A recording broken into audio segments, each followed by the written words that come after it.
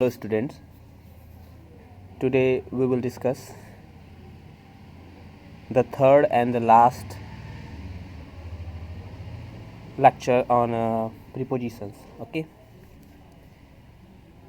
so in this module we will discuss about preposition of times and some others also.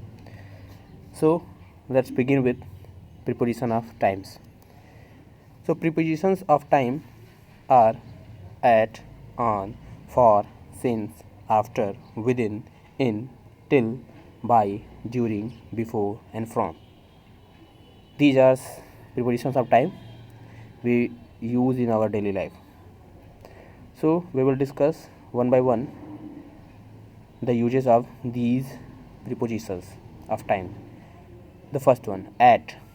It is used with the words that tells clock time. Means ये ऐसे words के साथ use किए जाते हैं, ठीक है, जो क्लॉक टाइम बताते हैं, मतलब आवर्स बताते हैं, जैसे 8 o'clock, 9 AM, 10 PM, okay, something like that. So for example, he came here at 8 o'clock, she was reading a novel at 9 AM. तो ये क्या कर रहे हैं, ये दोनों के दोनों क्या बता रहे हैं, टाइम बता रहे हैं, 8 बजे या और 9 बजे सुबह में, ठीक है. तो जब भी ऐसा टाइम होगा, घड़ी का टाइम, तो उसके साथ क्या करेंगे, ऐट का यूज़ करेंगे. ऐट का यूज़ कुछ और चीज़ों के लिए भी किया जाता है, जैसे at dawn, at daybreak, at sunrise, at noon, at sunset, at night, at midnight, at noon, ठीक है. तो इसका सेंस क्या, इसका यूज़ किया जाता है, इसके साथ भी ऐट का यूज़ किया जाता है. जैसे डॉन का भोर होता है, डे ब्रेक मतलब वही सुबह होना, ठीक है, भोर की बात ही कर रहे हैं. एट सनराइज़, नून, सनसेट, नाइट, मिडनाइट, तो ये सब क्या है, ये भी एक पर्टिकुलर आवर्स हैं. क्यों यूज़ होता है इसके साथ, क्योंकि ये भी पर्टिकुलर आवर्स ही हैं. एट डॉन मतलब कहना मतलब भोर का कितना, 2 से 3 घंटे का भोर होता है, ठीक है. एट डे ब्रेक कहने का मतलब ये भी 2 से 3 घंटे का. तो एट सनराइज़ कहने का मतलब क्या, सुबह सूर्योदय होना, तो ये भी क्या मुश्किल से तो आधा घंटा का या 15 मिनट का होता है. देन आफ्टर एट नून में दोपहर भी करीबन 4 से 5 घंटे का होता है. तो ये आवर्स ही है, आवर्स है जो पीरियड ऑफ टाइम बता रहे हैं, ठीक है, आवर्स पीरियड ही बता रहे हैं. इसके साथ ऐट का यूज़ करेंगे, इस वजह से इसके साथ ऐट का यूज़ हो रहा है, ठीक है. Next, on. It is use before the dates and days. ये क्या किया जाता है, डेट और डेज के पहले यूज़ किया जाता है. For example, you should come here on Monday, तुम्हें मंडे तक यहाँ आ जाना चाहिए. He will open the shop on 22 अक्टूबर. हुआ 22 अक्टूबर को क्या करेगा, दुकान खोल देगा. तो यहाँ पर क्या देखिए, 22 अक्टूबर और मंडे, ये क्या है, डेट 22 अक्टूबर डेट है एंड मंडे डे है, ठीक है. तो इसके पहले क्या किया जाता है, ऑन का यूज़ किया जाता है. Now next, for. It is used with period of time.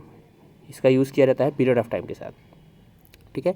For examples, he has lived life here for a month, they have been working in this office for 2 years, ठीक है.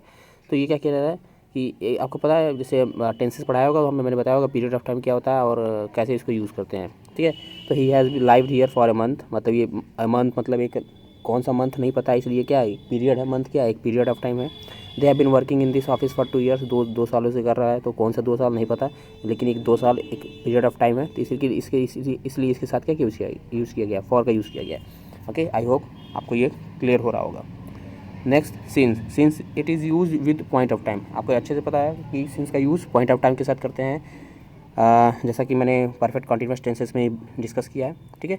तो for examples, he has been absent since May, वह May से absent रह चुका है, ठीक है.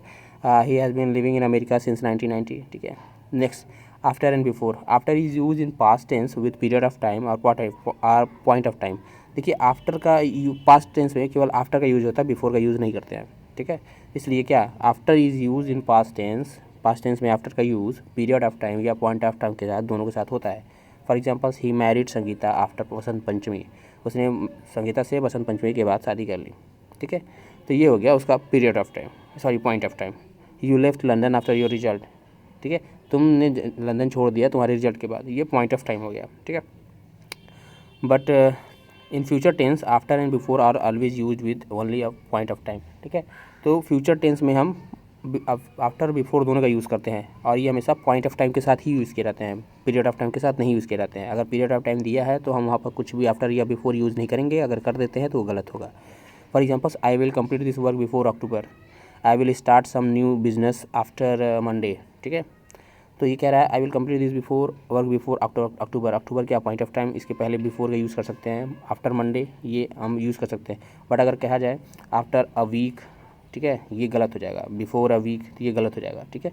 इसलिए क्या है, आफ्टर बिफोर का यूज़ हमेशा पॉइंट ऑफ टाइम के लिए यूज़ किया जाएगा, के साथ यूज़ किया जाएगा, और किस में, फ्यूचर टेंस में।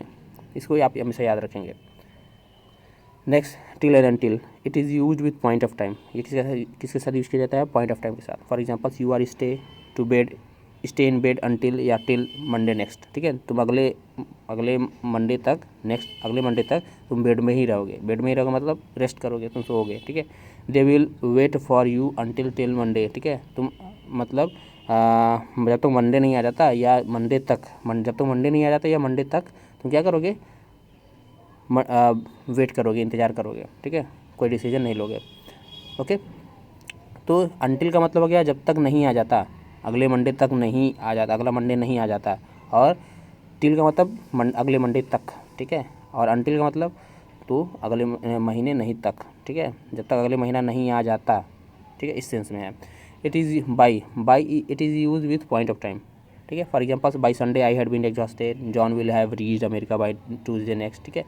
तो बाई का यूज़ पॉइंट ऑफ टाइम के साथ यूज़ किया जाता है। और बाई का यूज़ मतलब होता है एक हार्ड एंड फास्ट रूल जैसे होता है उस टाइप का, ठीक है। तो आप मतलब क्या कि अगर कहीं पे बाई लग गया है, by Sunday I had been exhausted, John will have reached America by Tuesday next, ठीक है। तो यहाँ पर मतलब कि वो चीज़ बाई लगाते ही वो चीज़ फिक्स हो जाती है। मतलब बाई संडे मीन्स बस ओनली संडे, ठीक है। Sunday means Sunday, Tuesday means Tuesday, ठीक है। तो उसके अलावा आप वेडनेसडे नहीं कर सकते, मंडे नहीं कर सकते आप, ठीक है। आपको क्या करना है, अगर वो कहा गया है you have to submit your assignments by Sunday या by Monday, then you will have to submit your assignment by Monday या ट्यूसडे, ठीक है, मंडे ओनली, ठीक है। अगर मंडे को आएगा तो मंडे को ही, ट्यूसडे को नहीं, ट्यूसडे को मिलेगा तो पनिशमेंट मिलने वाली है, ठीक है। तो वही चीज़ हो गई। तो it is use with point of time. For example, by Sunday I had been exhausted, John will have reached America by Tuesday next, मतलब वो अगले मंगलवार तक वो पहुँच ही जाएगा, फिक्स है वो, ठीक है। उसके पहले पहुँचेगा लेकिन उसके बाद नहीं, ठीक है। सम अदर प्रीपोजिशंस, तो ये हो गया point of time, preposition of time, ठीक है। अब हम देखते हैं कुछ अदर यूजेस, कुछ अदर प्रीपोजिशंस के। अबाउट, ही वॉज, अबाउट का use, he was talking about you, I am about to go. अब देखिए अबाउट का यूज़, जो पहला सेंटेंस है इसमें किसी चीज़ के बारे में अगर बात किया जाए, किसी चीज़ के बारे में बात किया जाए तब हम क्या करते हैं, अबाउट का यूज़ करते हैं। जैसे ही वॉज टॉकिंग अबाउट यू, तुम्हारे बारे में बात कर रहा था, ठीक है। और अगर I am about to go, ये जो है ये बताता है कि अगर कोई काम होने ही जा रहा है, अगर वो कोई काम निश्चित ही होने जा रहा है, मतलब वह होने ही वाला है, एकदम से श्योर है, तो क्या करेंगे, अबाउट का यूज़ करेंगे। अबाउट टू का यूज़ करेंगे। I am about to go, मतलब मुझे अब मैं जाने वाला हूँ, मैं अब निकलना चाहिए, ठीक है, अब मैं निकलने ही वाला हूँ, ठीक है, ये मेरा फिक्स हो गया। I am about to go, मैं जाने वाला हूँ एकदम से, या ऐसे कहते हैं ना, अब मैं जा रहा हूँ, ठीक है। तो I am about to go, ठीक है, वहाँ पे यूज़ करते हैं। नेक्स्ट, ऑफ का होता है अलगाव, मतलब अलग होने के सेंस में। ही इज़ ऑफ ड्यूटी, ठीक है, वह क्या हुआ कि मतलब उसने ड्यूटी छोड़ दी है, उसे ड्यूटी से निकाल दिया गया है। A button has come of, एक बटन टूट चुका है, एक बटन टूट चुका है, ठीक है। तो इसका मतलब हो गया कि अलग होना। अब जैसे बटन टूट के शर्ट से अलग हो गया, वह अपनी ड्यूटी से अलग हो गया, तो ही इज़ ऑफ ड्यूटी, ठीक है। नेक्स्ट, ऑफ का यूज़ हम किसी ओरिजिन के सेंस में, जैसे पहला सेंटेंस है ओरिजिन के सेंस में, miss Priyanka comes of A rich family, उनका ओरिजिन क्या है, रिच फैमिली है, मतलब वो एक अच्छे धनी परिवार से आती हैं।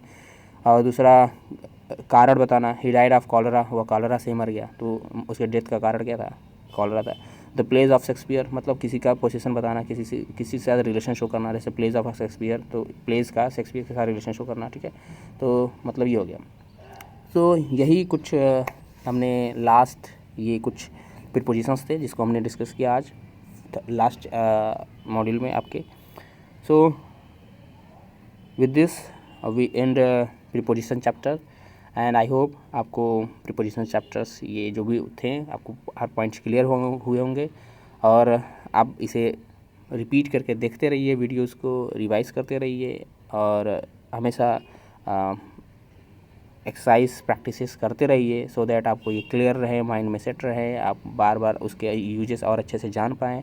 कुछ वर्ब्स होते हैं जिनके साथ पर्टिकुलर प्रीपोजिशंस यूज़ किए जाते हैं, उन्हें आप ढूंढेंगे, उनको लिखेंगे और लर्न करेंगे उनको कि उनके साथ जैसे कम के साथ जो भी यूज़ किया जाता है या अलॉन्ग के साथ क्या यूज़ किया जाता है, ये सारी चीज़ें, ठीक है, हम यूज़ करेंगे, देखें उसको आप ढूंढेंगे, ठीक है। कुछ वर्ब्स होते हैं जिनके साथ पर्टिकुलर प्रीपोजिशन से यूज़ किए जाते हैं। अब यहाँ पर सब डिस्कस कर पाना पॉसिबल नहीं है, अदरवाइज़ मैं उसको दिखा देता। अभी बहुत सारे हैं, मतलब 200 300 500 समथिंग 500 वर्ब्स हैं ऐसे जिनके साथ एक पर्टिकुलर प्रीपोजिशन ही यूज़ किए जाते हैं। तो हम उसको यहाँ डिस्कस नहीं कर सकते, पॉसिबल नहीं है। बट आप कोशिश करिए कि बुक पढ़िए और कहीं से इंटरनेट के थ्रू या जो भी है उनको ढूंढिए और उसको लर्न करने की कोशिश कीजिए, उनकी मीनिंग फाइंड आउट करने की कोशिश करिए। So with this we in today session, thank you, bye bye, take care.